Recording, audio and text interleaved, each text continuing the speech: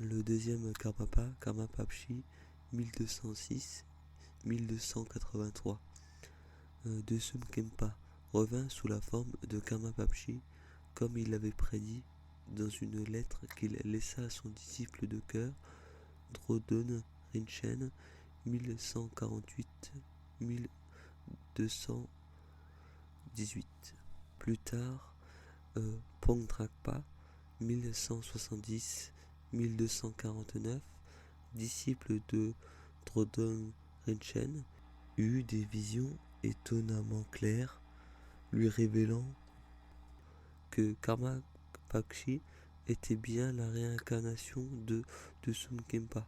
Le premier personnage de l'histoire à être identifié comme réincarnation d'un maître, il incomba à Karmapakshi de montrer des qualités exceptionnelles afin de dissiper les doutes qui ne manqueraient pas de s'élever.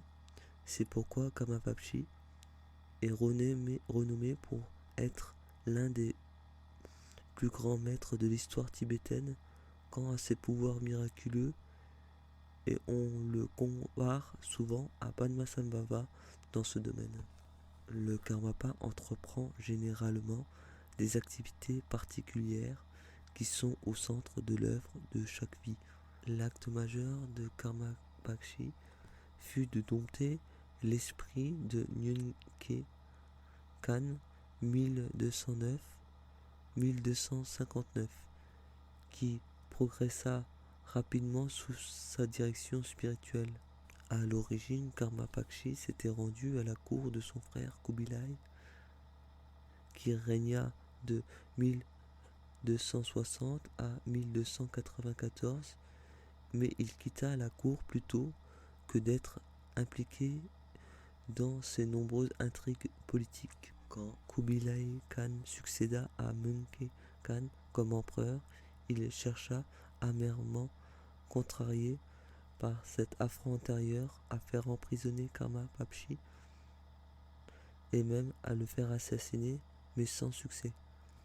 L'équanimité et la compassion de Karmapakshi pendant cette persécution déclenchèrent plus tard un ravisement complet chez l'empereur, qui s'excusa et demanda à Karmapakshi de lui enseigner le Dharma.